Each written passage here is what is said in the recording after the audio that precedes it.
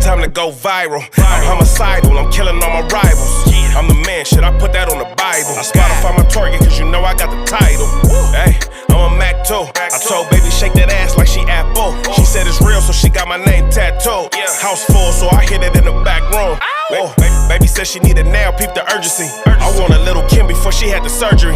Leg spread on that hardcore poster. She love twerking, she just do it for the coach. Big dog, bull massive. 6 tray Chevrolet, I'm classic. All these niggas mad at me, that's tragic. The main bitch in the bed, that's graphic. Yeah, we about to go viral. Hey, we about to go. Well, first things first, fellas. You heard about 6 or 7 songs off of that new Snoop Dogg 10 to Midnight album. Honest opinion, should Snoop Dogg sit down or should he keep going? Honest opinion, after hearing every track, digesting every track, I'm gonna say Snoop definitely gotta keep going. And I'm gonna stamp this, and I ain't saying this just cause Snoop is here. This might have been some of the best music I heard personally since Doggy Style. It sounded like you done reinvented yourself. You did not try to adapt with what everybody else was doing. You took it back to the essence, that feel-good music. You got the samples, you got some of the new rappers on there, some regional music on there, and you kept it G-Funk. So I'm gonna salute you on that. Appreciate that. Nah, I'm 100% agree with what you just said. I'm gonna say, if you a Snoop fan and you fuck with Snoop, you're not gonna be disappointed. The songs was fire. You kept it, to me, damn near West Coast to the T, or what you know classic Snoop for. So, in my opinion, from what we heard already, it's already a 10 out of 10. So, it's gas. And my favorite thing on there is that you already know that. Pop my shit. Pop my car, yeah. I had to get that. They really pop my shit. So. Yeah, y'all leaving with that today. You gotta have that so you can cut your own thing up to that. Quit playing. What's crazy is you actually did production on this yourself. Cause I asked you, I'm like, damn, who produced that track? The Detroit vs. Everybody track. You like, it was me. I didn't know you can get down like that. That was top notch. Where you learn that from? Who taught you that? Self-taught? I think being in the industry for so long and working with so many great producers and picking beats, and like, you know, when a producer make a beat, you gotta pick it. You know, the hard part is picking the right beat to put on your vocals or to put your vocals to. So for being around so many different producers, from Dre to Pharrell to Battle Cat to whoever you want to name, I done been around the best of the best and picking up, you know, certain skill sets, and they always, you know, are informative too. They love to help me when they know that I'm trying to produce, so they'll send me sounds and give me, you know, tutelage on how to get better, and just looking and loving music. When you love music, there's certain things that you want to learn about it, and I just gravitated to wanting to make music because I don't want to wait on somebody to give me a beat when I can actually produce a beat. One thing that caught me with the album is, like, I feel like it's formulas that produce a lot of hits in my opinion. And one thing I did notice is that you had, like, I'm not even sure if they were samples, classic, like, I always like music that people singing on hooks and then you got you rapping on it. I feel like those produce big hits. And those were some great songs that I believe, or what you did with that. Is that intentionally, or is it just people you wanted on your album? I think it's intentional because I just want music to feel good. When the rapping is on, I want to make sure I'm saying something that connects to you. And then when it gets to the hook, I want the hook to feel good to where you want to sing it and hear it over again. And it's like I draw from inspiration from old school music, and then sometimes we're just so creative that we create a hook that's just a brand new hook that just feels good. It works like that sometimes.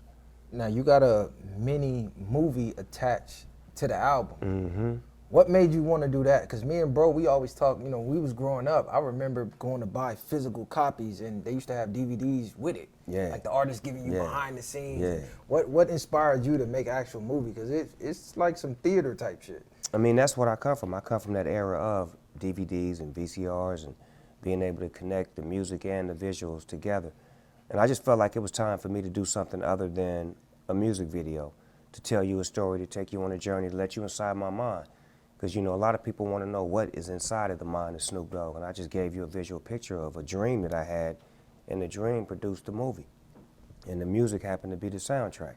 So it's just a matter of taking great ideas and putting great people with those ideas and allowing your team to manifest your ideas. Because I got a great team of people that shot that put it together, that help me. You know, I could come up with the idea, but you gotta have people that can help you execute it. Was that a real dream?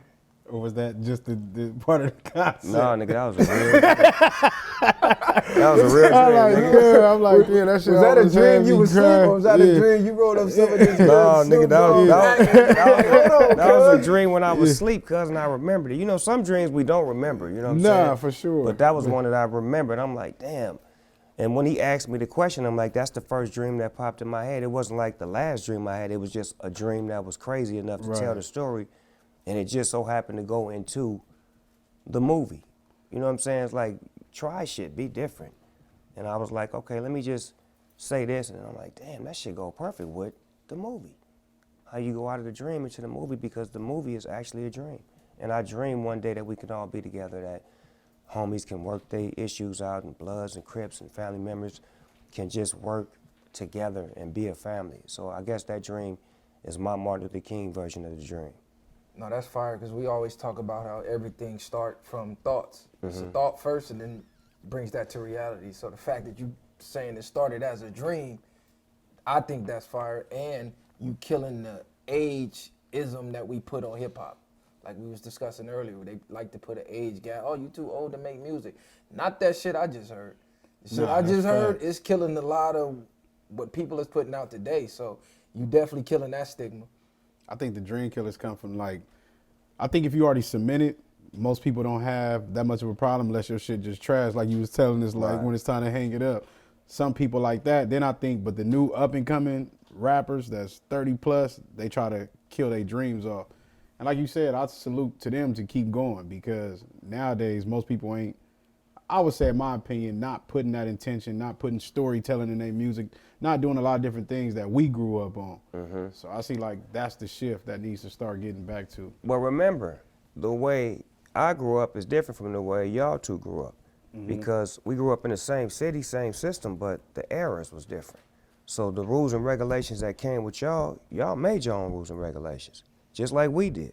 So it's like each generation is gonna always have that separation, because there's leaders in that generation who are eventually gonna become what y'all became.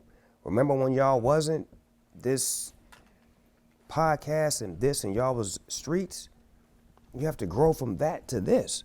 So I think that they're gonna grow from whoever the leader is of that new generation to become you guys, and to become me, and to become that, because they would have never thought I would have became me. If you look at where he started. You see what I'm saying? And it was people that was our age that was like, man, get that Snoop Doggy Dogg motherfucker out of here. He ain't shit, he ain't talking about nothing, But now, we love Snoop, because he grew into. That's what I think they'll grow into it. Right. Yeah, the goal is to definitely transition from the streets to the fame if you in the streets. So, but didn't y'all transition? Didn't y'all transition to get to this podcast? Wasn't there a transition to get y'all here? Absolutely. You have to have a new focus. A lot of sacrifice, like you said, a lot of refocusing, a lot of questioning yourself, a lot of discipline and dedication. But hard work pays off. And niggas be acting like they don't. Niggas know the goal from the beginning is to get about the trenches. Right. So niggas could be pretending like they want to be there forever. Most niggas don't. We know the truth. So like you said, it is something to put better energy out than what we already know or grew up doing. And it is good to show that you can do it a different way. You can show where you come from, but then you can also show, hey, it's a positive side to where I come from, because that molded me to what I am now. That molded Snoop to being Snoop. Yeah. So I think it's important, especially for the icons of the game like yourself and people who's up there, to push that message out as well. It's easy to get lost in the sauce of the clicks and the views, but it take a lot to stand and firm on your beliefs and go, nah, I'm gonna show this side, even though it ain't as popular. So I salute you on that too. And this it's kind of more wild for me. I want to say low key, it's wild because I was talking to my brother about that. Like, you know, when we was kids, well, when I was a young kid, we used to see with my mama in the city, and to come back here full circle, like, damn, nigga, who would have thought we'd be sitting at a table chopping the game up with Snoop? So, but you grew into the same shit I just said. Right. See how you just transitioned from a little kid to a grown ass man that's able to hold a conversation with somebody that you was watching as a grown ass man. So it ain't that I slowed down, it's you caught up. Do that make sense? Nah, for sure. Definitely bridge that gap. Now, Yeah. which song on this album are you most excited about putting out and the world hearing? That's crazy that you would ask that, because when I make music, it's the feeling. I be going for the feeling, and that's a great question. I think it's a couple of records that make me feel good that I want the world to feel good about. Pop My Shit, definitely, because I can't wait to pop my shit. Because a lot of niggas been on me and I ain't been saying nothing, so it's like I can't wait to pop my shit. Talk that To shit. get my Talk get that back. shit. On this pop Hey, your we can relate, shit. nigga. Pop your shit Right? for sure. No, what's your Yeah, even with that? What's your favorite track? You like, all right, regardless of what everybody else think that you made. Like when you put that record down, what was favorite for you? Probably that 17 Rules, because I'm giving information on, I'm running a number system, and then I'm running it to the little homies on. In the heat of the moment, you can get caught up and lose it all.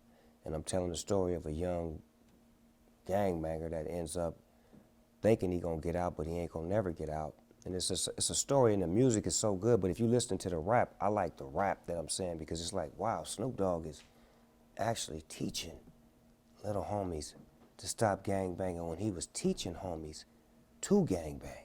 Like, it blows my mind to hear me as a elder speak with wisdom and knowledge and telling them this is what's gonna happen and this will happen when you behind the wall. So these are 17 rules to abide by when you slide by. Yeah, that's heavy. Now, That's what was heavy. your motivation to teach the youth that? Do you feel like you had to take ownership of, okay, well, I taught you this as a younger Snoop, as a more mature, successful Snoop. Now I got to teach you this side. Yes. A lot of people say they have survivor's guilt, like, damn, I made it, but the little homies are still out there. You know what I'm saying? Everybody telling them bullshit. Let me tell them the good shit. Yeah, I wouldn't call it survivor's guilt. I would call it growth. When you grow up and you know better, you do better. So you are required to give that information to the ones that are following you, because they following your path that you laid, but your path has a little bit of destruction in it. And if you old enough to correct that, you tell them, okay, yeah, this is a path with destruction, but this is how to avoid it, because I didn't know what I know now, and I'm showing you through, as my growth gives me more power and more wisdom, my voice will show you that I'm leading the way rather than leading you down a dark alley. I'm leading you to where the light is at. Yeah, nah, that's big for sure. Now, you got a biopic coming Yeah, this we're working summer on as that. well? Mhm. Not this summer, we're gonna be shooting it. Okay, you're shooting it this summer. Yeah. Okay, now, this album rollout, are you going to have a separate soundtrack for that, or are you going to use music from this album and attach it to the biopic? I think the biopic is gonna have its own music, own life, own world, own everything that's Snoop Dogg, from evolution to wherever we stop at. This project right here is for the moment. 54-year-old Snoop Dogg right now living in the world today, not flashing back to the 70s or 80s or the 90s, but right now living in the world with all my young homies, giving them information, taking my time out of my schedule to give you some words of advice. What is your motivation to keep going at a high level, being that you already cemented? You already in the rap god books, you in the culture god books, you the most famous person in the world, literally. That just sounds crazy. Even saying it as we sit next to you, like, nigga, this is the most famous person in the world. How do you stay motivated? I love what I do, and I'm motivated by the people, the joy that I give people, the way I make people feel, the happiness that I bring when people mention my name. Just like, for example, right? I bet you somebody in your family happy as a motherfucker y'all with Snoop Dogg right now. That's what I love. That's my motivation. That's what keeps me going. It may be grandma, auntie, little sister, whatever, somebody that I may have had an encounter with, or either they know me or have a relationship with me, and they like, this is so good that you with Snoop. That's the shit I love, when I make people feel good. That's a great feeling to be able to give that to people. It's like a gift or a special power that when you walk in a room, people smile and they're happy to see you and they tell you how much you mean to them. Like, that shit means the world to me. That's motivation. That's what makes me get up. That's what keeps me going, because they make me who I am. When I decide to hang it up, that's probably gonna be the worst part of it all. You know what I'm saying? Even so, to follow up that, what type of legacy do you think you want to leave behind, or is that what you just explained, how Snoop want to be remembered? Yeah, I think I want to be remembered for somebody who loved, somebody who persevered and conquered, stood on business, and showed people the way, his way, the only way, the D-O-double-G way. That part. Now, waking up every day, looking in the mirror and knowing I'm the most famous person in the world. I hear a lot of people say they become prisoners to the fame. What is your favorite part about fame? Is it inspiring people? Getting shit for free. You can't go wrong with that, cuz. You definitely can't go wrong with that. For real. Yeah. That's wild. That's sure. probably my favorite, to get shit for free. But As look, you bro, should. stop laughing. And then my other thing is probably like the kids, man. I love when the kids, it's just something about them kids, man. Like, cause I'm a big ass kid. I'm the biggest kid in the room. It's something about when the kids latch on to me that just, it's just a special feeling, man. I don't know what it is about kids. I just don't know why kids love me so much, and it makes me want to love them even harder. Like when I was in there, see how my grandson came in, me and him chopping it up. He really talking to me like a grown-up.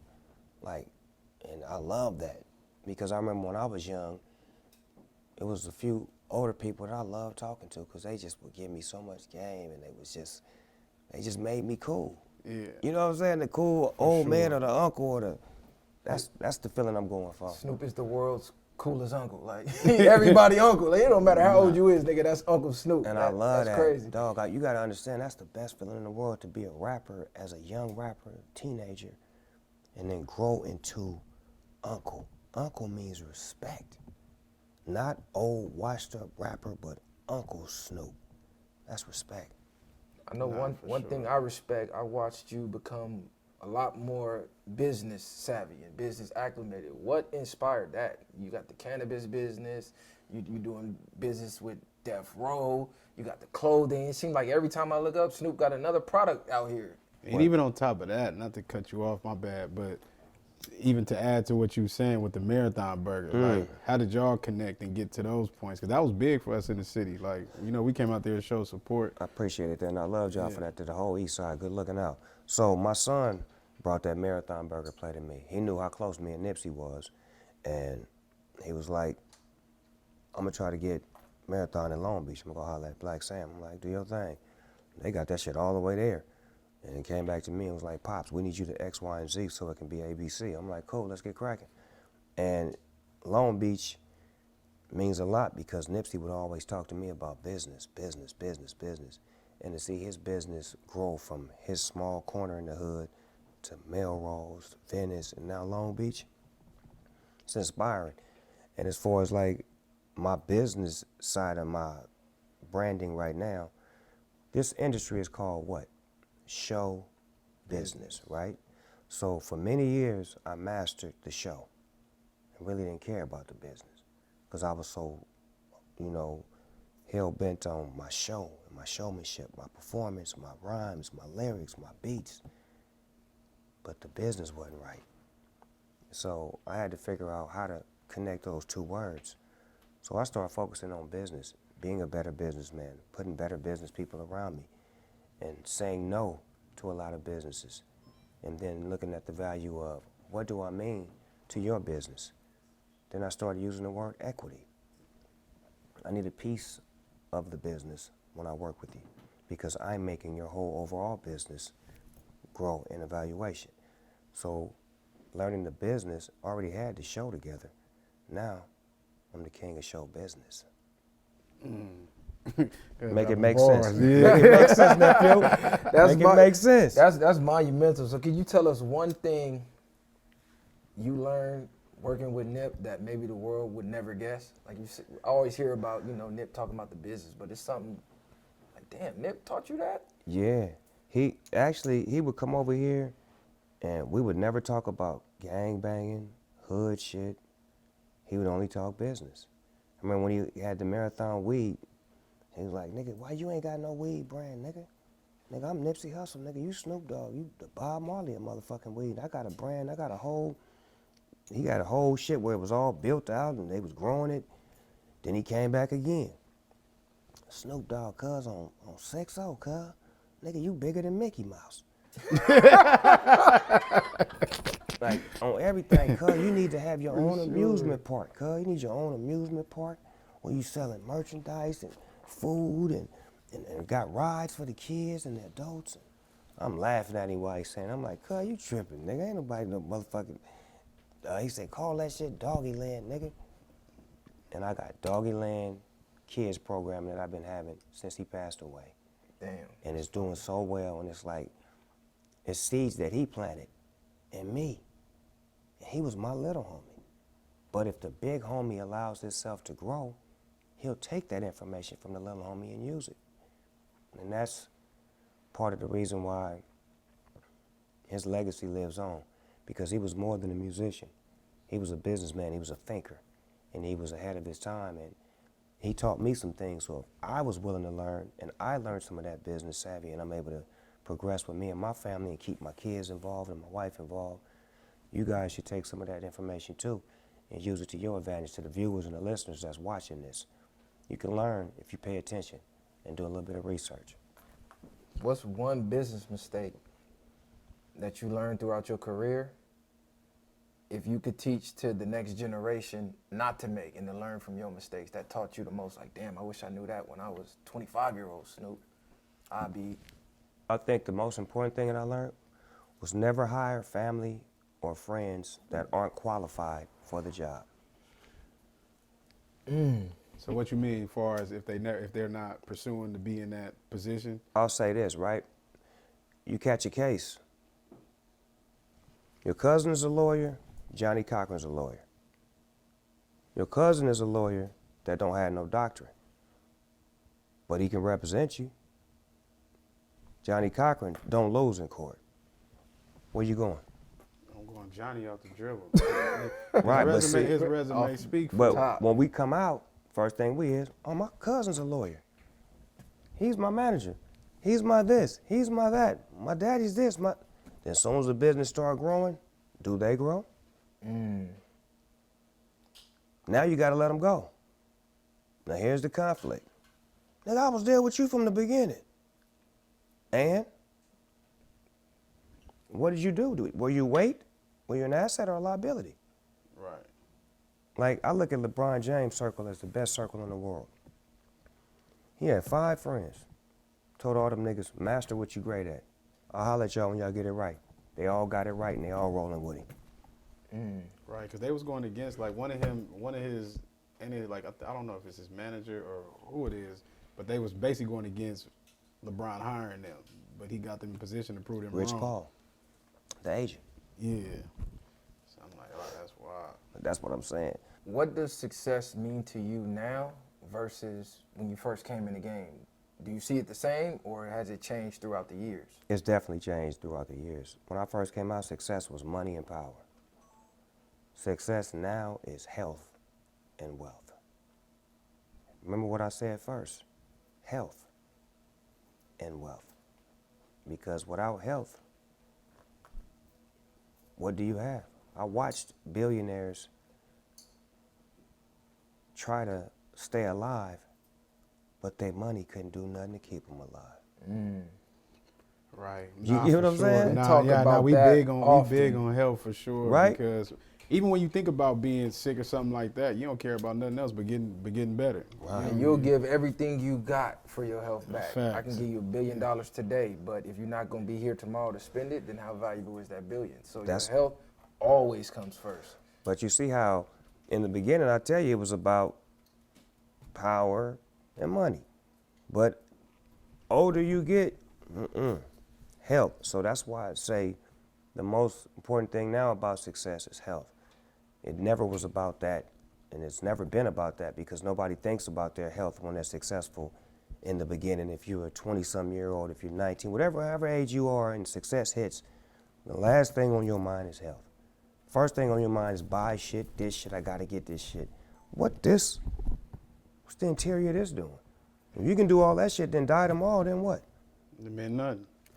Mean nothing. And health is more than physical. You got to be Mental. mentally healthy. Mental. You got to be spiritually healthy. That's Say diet, that. that's exercise, that's reading, that's keeping your mind right, that's keeping your integrity right.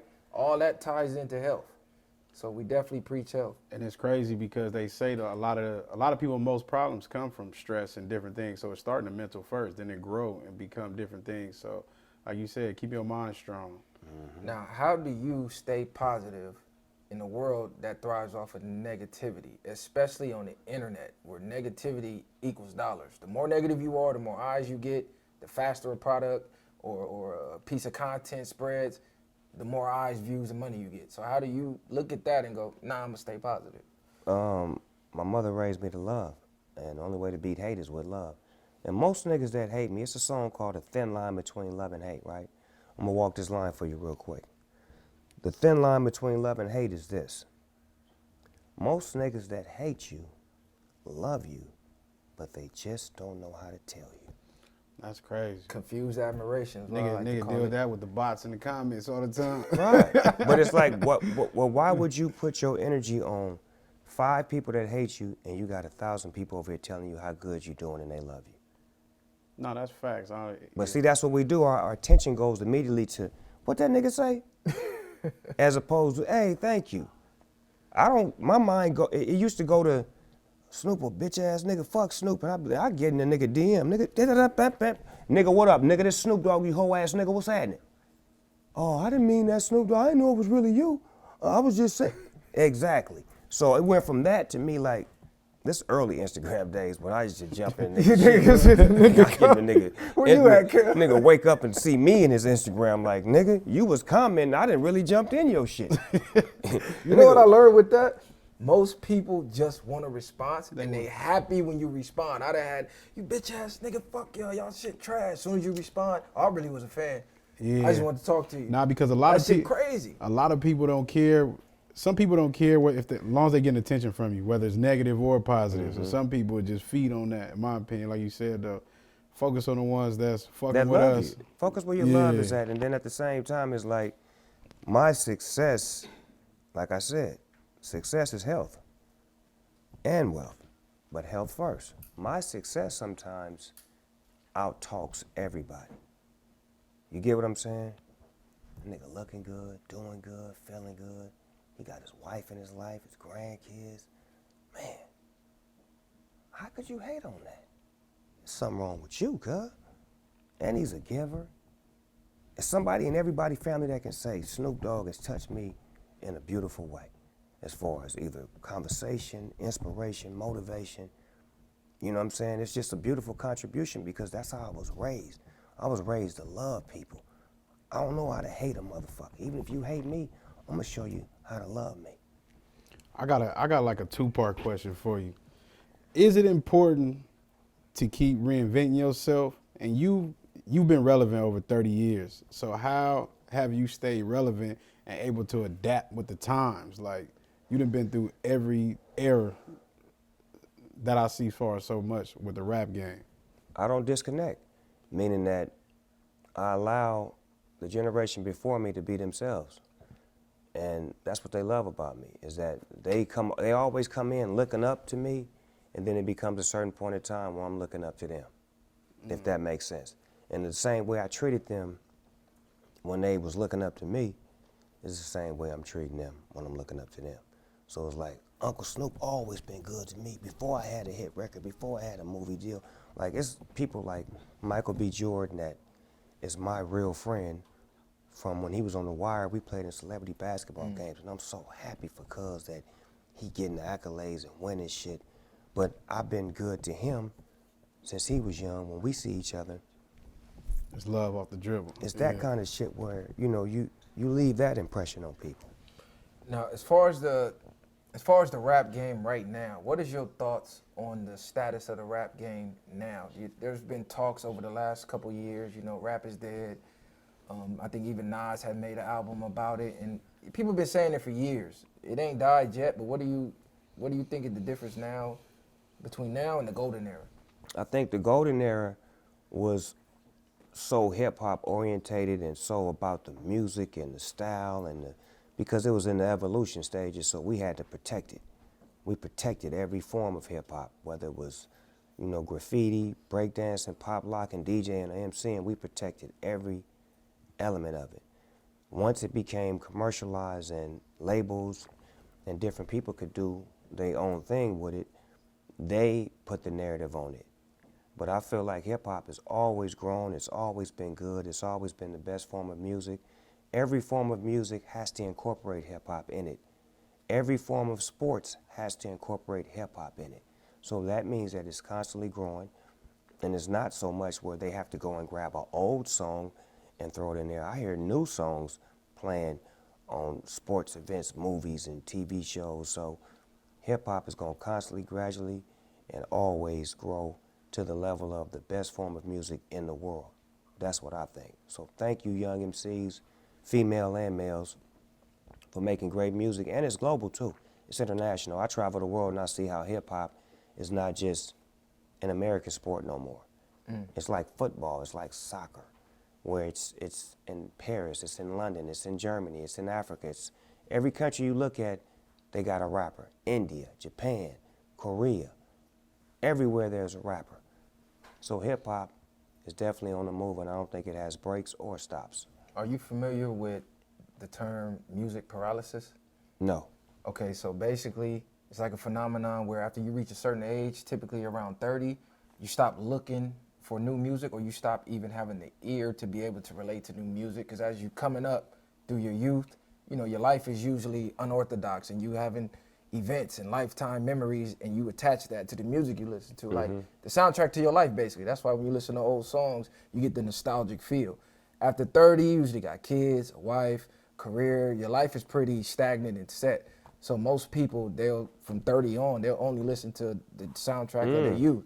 How do you keep reinventing yourself to basically get around that? Because at your age, I would think, you hear a new artist, you like, no, I don't want to hear that shit. But Snoop, like, hell nah, get on the track with me. Like, you just did the Yaya record. That's going crazy right now. And that verse was fire. Thanks, bro. I think I was a baby listening to music. So I respect music, and I don't have no paralysis. Fuck all that. You broke that shit down. Curry came up with some poems. I ain't never even heard of that shit. I knew what he was talking about. He started explaining. Don't try to give me that shit, nigga. I don't want that. They got a term for it now. I don't want it, cuz. I don't want it. Nigga, you get that shit to the next MC. I don't want it, nigga. I'm like, cuz, teaching me some shit right there. You talking about paralysis. Nigga, I don't want that shit in my head, Sleep nigga. paralysis? Come on, Like, cuz. no, nigga, I love music. I respect everything about music. And see, the thing is, I go for what it make you feel like. Some niggas go for what it sound like. Fuck what it sound like, what it make you feel like. That's what real music do for you. And when you a passionate artist and you putting your heart and soul into it, people gonna feel it. Yeah, they gonna hear it, but they gonna feel it more than anything. Like you said, the nostalgic part about it is the way it makes you feel, and it takes you back to a moment. So these new records are creating new moments for the people that are growing to the nostalgia of what they are supposed to be. And I'm just one who love music. So I don't have no parameters and say, well, he too young for me to listen to, or I don't want to listen to that style. Shit, if you making music, that's what music is. It's supposed to make you feel good. I like that you use that phrase, the music make you feel a certain way. Like Joe Budden got one of my favorite lines I always refer to. He said, music is just what feelings sound like. So you put your feelings on a beat. You're happy today, you put that on a track, boom, you got a happy track. You're sad, boom, you got a sad track. I think a lot of that is missing in the music today. And with the album that I heard, because you was saying, man, dog, I'm in this space right now where it's positivity. And you get those vibrations and frequencies off that new album that I just heard downstairs.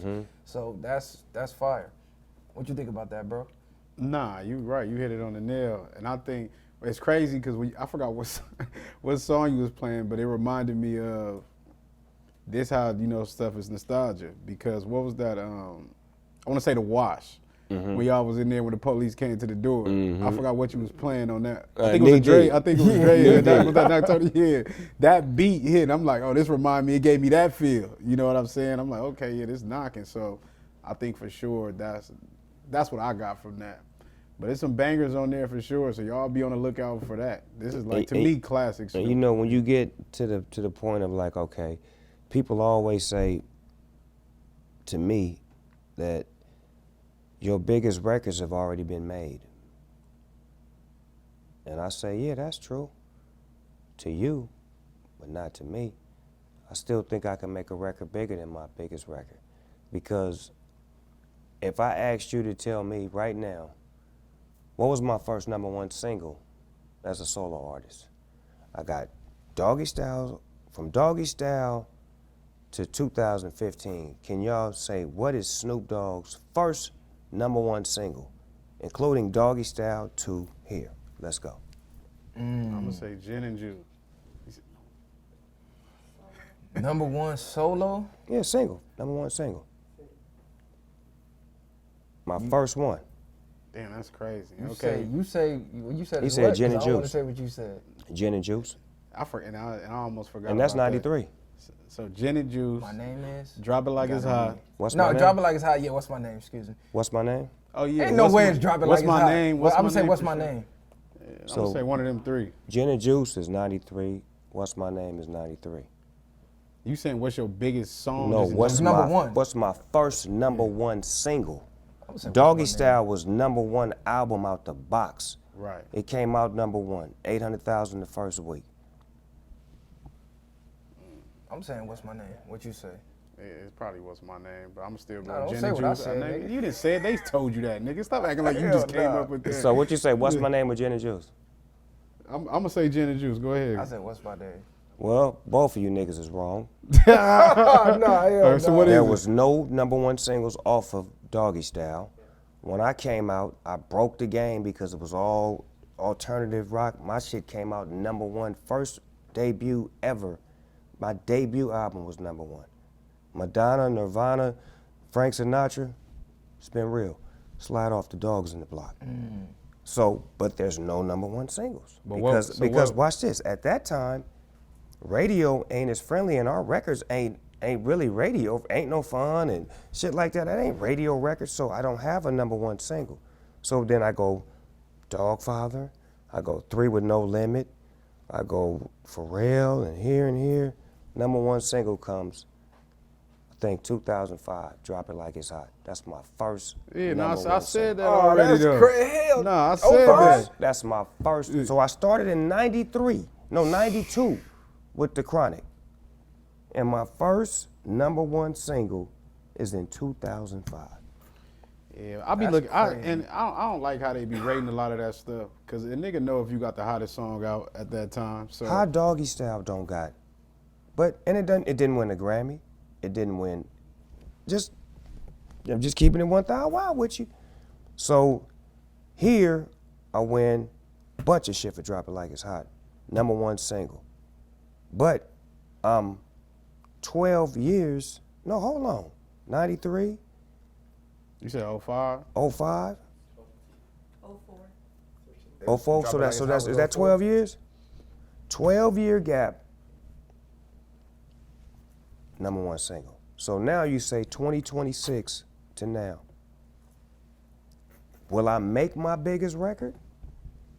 Or won't I? You can't say you don't know if it's gonna be bigger than this. I think we got to start restructuring how we determine that stuff. Ain't that crazy? Yeah, because because it remind me of the same thing like with 50 Cent with Give It Your Die Trying. He didn't get nothing for that album, and that was the hottest thing. That's his smoking. best shit. Yeah, so I see it like Maybe that. we need to start validating our own. And we You know, can it may not create be our #1 own. over here, but hey, the culture says it's Man, #1. we know what we say is #1 is #1, not the award shows, not everything else now.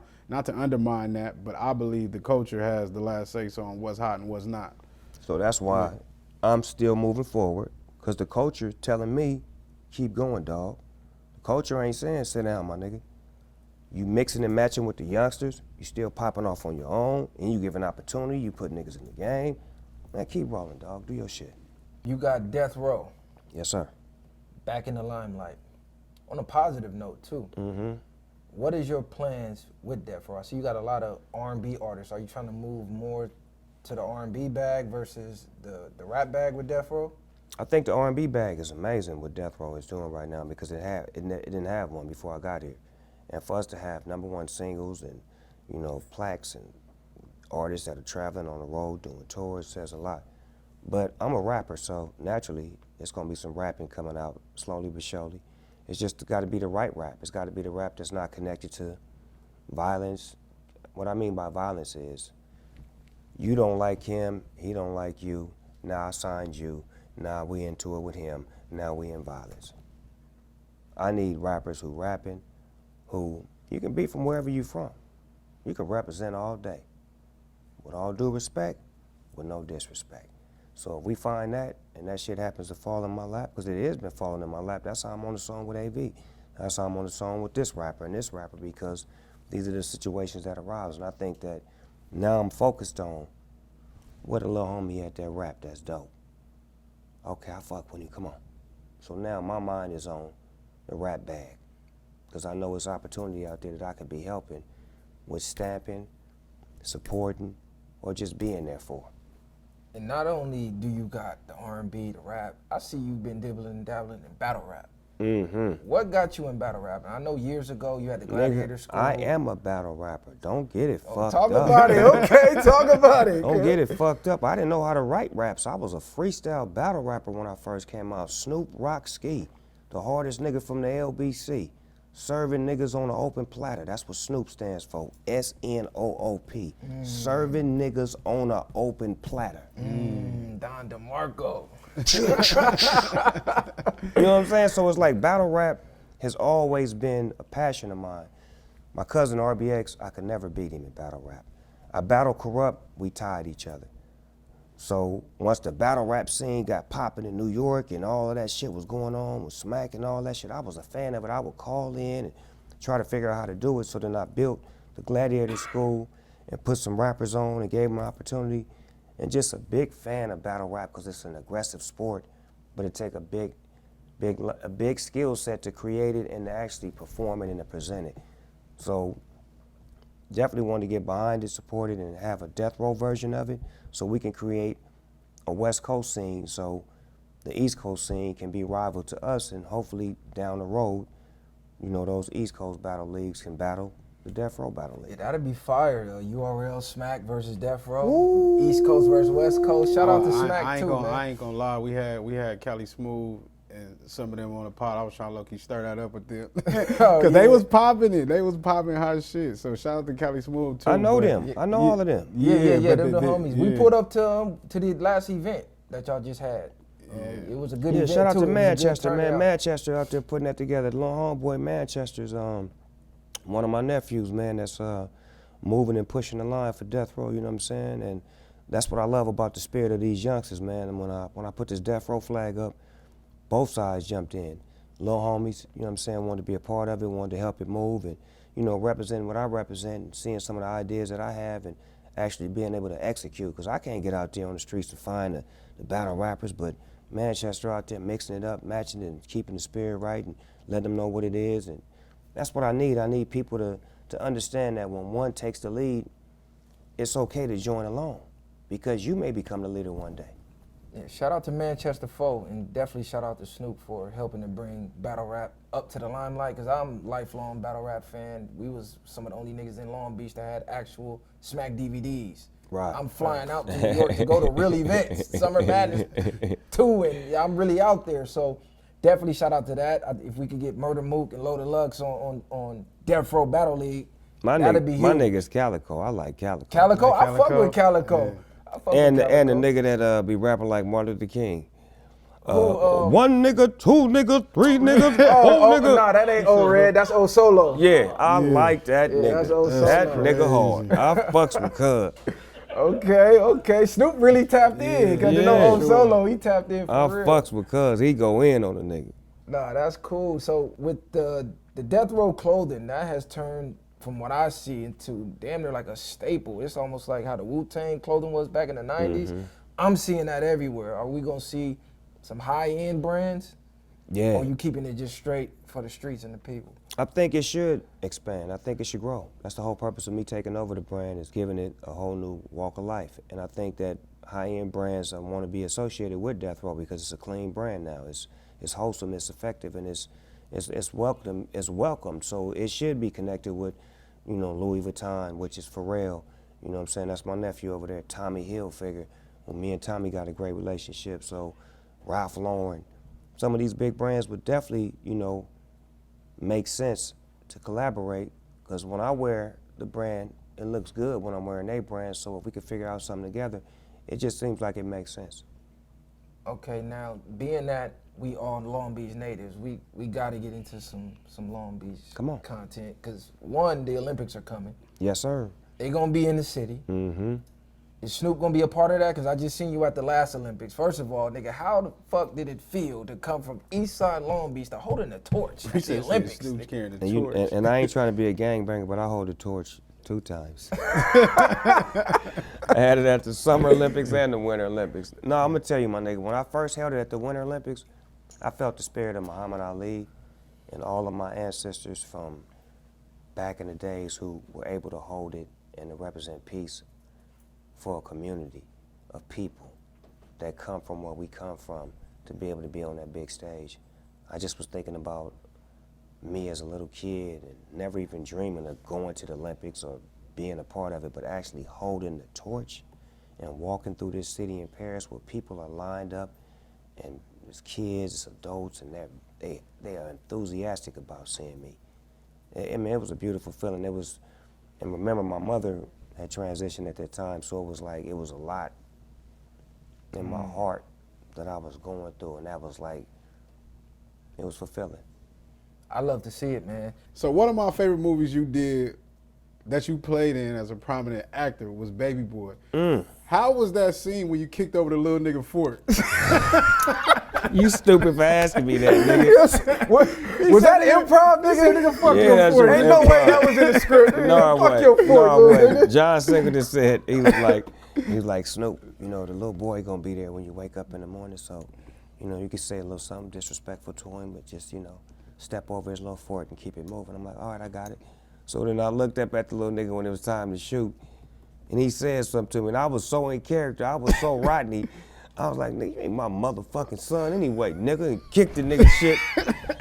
And nigga said, and cut. Nigga John said, amazing. I said, all right. I'm too deep into my character. I was like deep into Rodney. Like, when I'm in a movie role, I'm in a movie role. Like, I'm deep inside of that character. Like, I was drinking Hennessy, and the scene with me, Goldie, and Trady in that motherfucking car. He put the camera on the rear view. You see in my eyes, nigga, they was bloody red. I was hand out, blew out my mind, nigga. We was in it looking for a nigga just in full mode and never left it until the movie was over.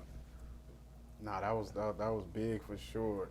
That was prominent. That was funny to me though. That nigga said, "Fuck your fort, little nigga." That shit was, for you, what is your favorite, I want to say, role you played for yourself? Because you've done a lot of movies, big ones at that. What do you think is like best for you that you've done? I would probably say Training Day. Training Day? Yeah, with Denzel. You think that was harder because you had to be in the wheelchair? I know it was because I had a disability, and it was like I was limited with things that I could do, so it was more about acting. You know, when you standing up and you can move and do all this shit, it's like you can make the acting act. It's like I had to do a lot of shit that was face, that was body, like real acting, like, and the work was the He said, put us in the back seat. I bet I fuck this nigga. I'm laughing because that shit was funny. That even though you be serious in some of your roles, but you still make it to where, for me, I laugh at it. Because as soon as you pull up, like, I smell bacon in this bitch. And then when you try to throw the rocks and get up out the wheelchair, that shit was funny as hell. I'm like, yeah, that shit comedy. Because you really feel as if, like, a nigga couldn't move. So right, that's what I'm saying about the acting. Like, okay, Right. now if I wasn't locked in character, naturally my legs would have did this, but I'm like, damn. And they telling me like, nigga, you paraplegic, nigga, so that means that shit down there don't move. Right. So when you fall, everything is limp. Hey, that Boys in the Hood Trey scene when you was doing. Oh, nigga, was with that Nia a Long? skit, cuz? Yeah, Was that you was a real? skit. That was a skit. Me and Nia Long, That shit funny as hell. He's clowning. But that's what I say. I like to have fun. I'm the biggest kid on the set. I'm the biggest kid in the studio. Like, I'm a fun guy. I love to have fun. My homies, we crack jokes, we bag on each other. Like, this is what we are, this is who we are. Nigga, just in case y'all didn't know, me and my homies created these nuts. On the east side of Long Beach in the 80s. We created that shit. So that's how fun we are, that we created some shit that's so good that it's still around and niggas don't even know where it came from. Another Right. Long Beach fact, man. Facts. Staple. You got motherfuckers that'll be out here acting like they invented it. Hell, the nigga Welvin tried to get me. Yeah. How you gonna get me? I invented this. He nigga. like, Snoop Dogg, that dude is looking for you. And I wouldn't say nothing. I say, hey, Welvin, man, I got a new album, cuz you like tapes or CDs? That nigga said, tapes? I said, well, tape this dick to the back of your head. You can't get me, nigga. I'm the creator of this shit. Hey, look. Wow. Before we get out of here, the biopic. Are you acting in it? Are you gonna be acting yourself in it? I know they probably gonna have other people acting you as you younger, but like one of the best biopics I could think of is probably like 8 Mile, and M actually acted in that motherfucker. So. Well, my biopic is a kid named Jonathan Davis that's playing me. He's on the show on Netflix right now. Phenomenal actor. So, I don't think I'm playing me.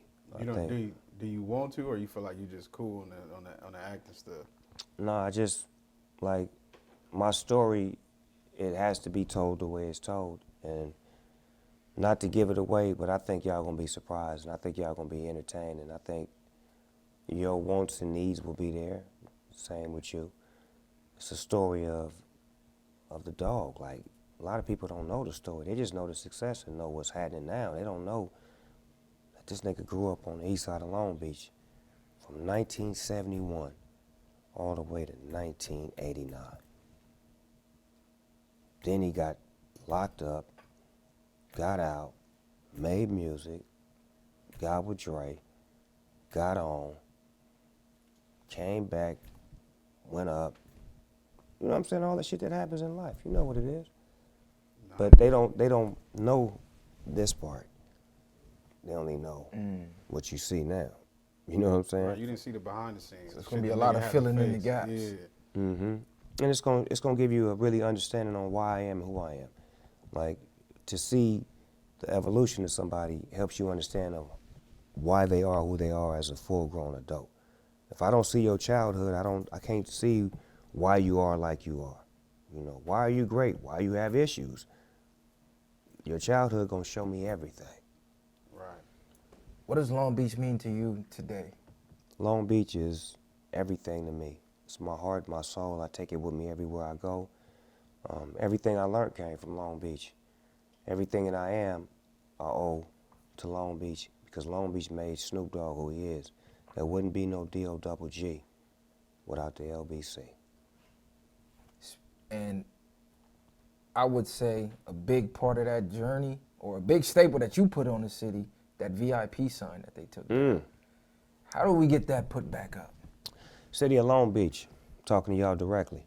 Certain things that we have in the city, they mean the world to us. Calvin Anderson, he means the world to us. VIP Records was the start for me, my career, and a lot of others.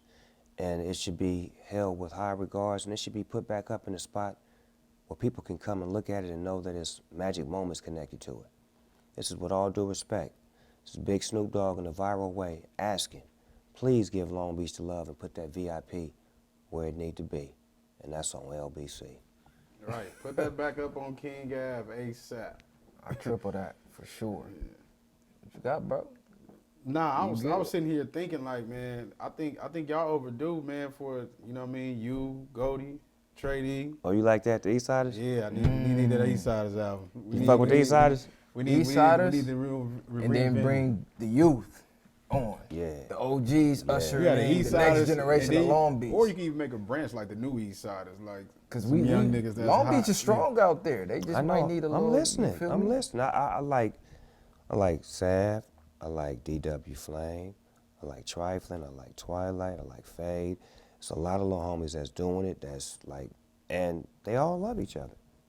They not here, so that's beautiful for me. That's why I can throw their names in the air like that, because they all my nephews and my peoples, and they doing the good do when it comes to Long Beach rap right now. East Side Long Beach rap. I don't know what's in the north or the west, you know, if they doing their thing, much love, because I'm LBC to the fullest.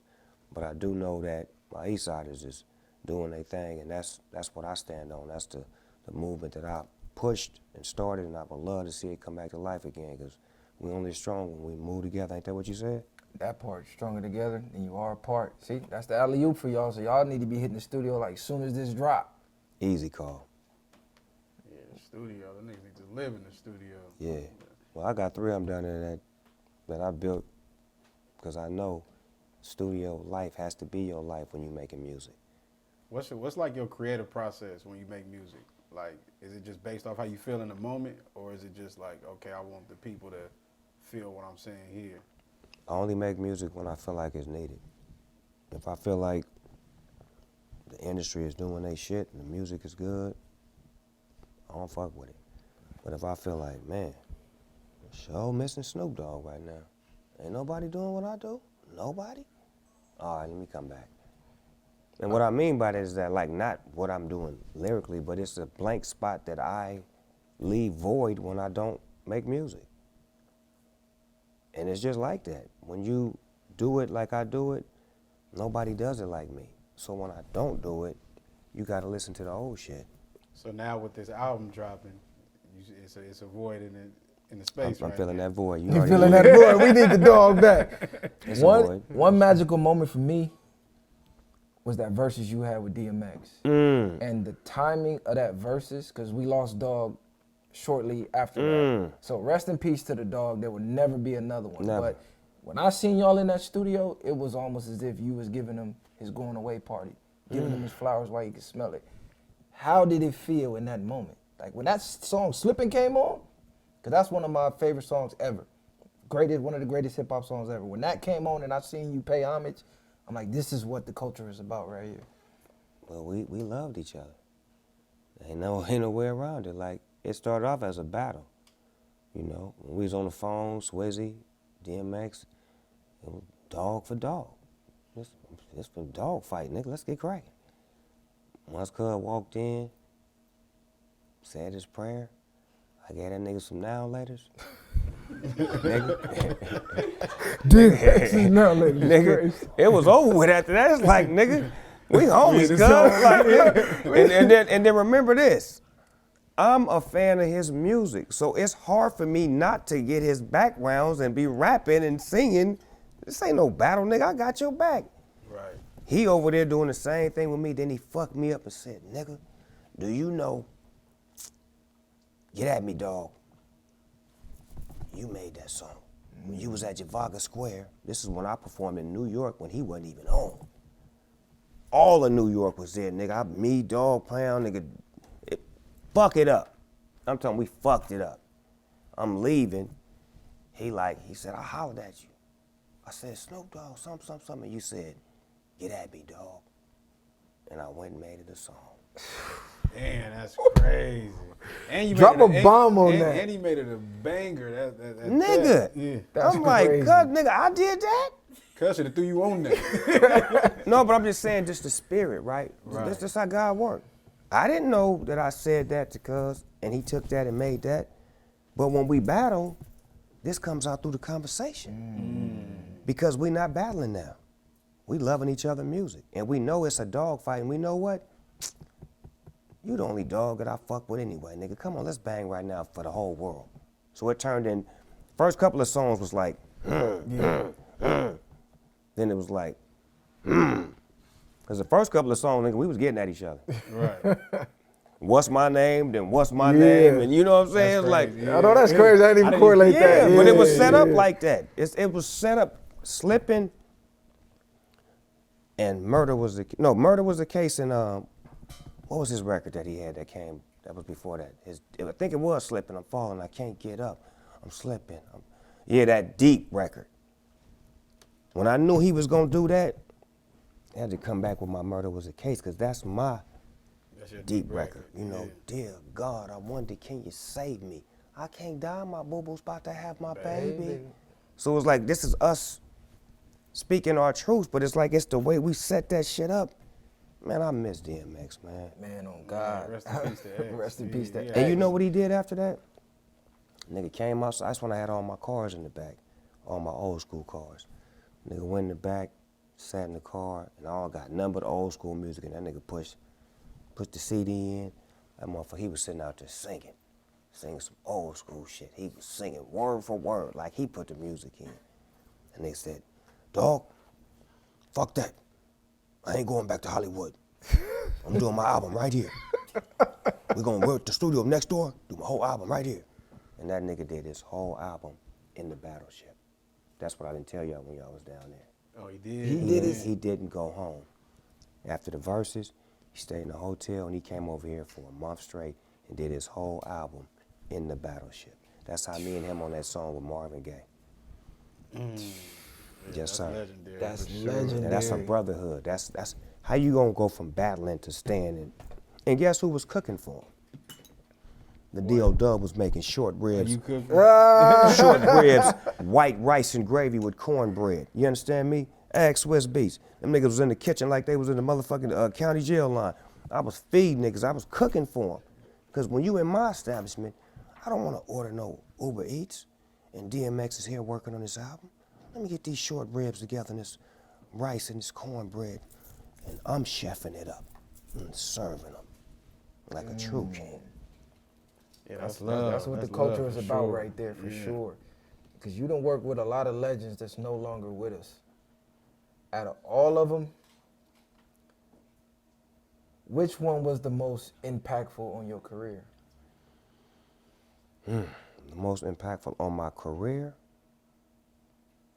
It could be commercially or it could just be personally to you.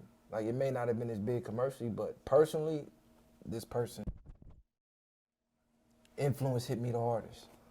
Personally, I would say Tupac, because this work ethic and this get to every different job in the world, Cub gave me that.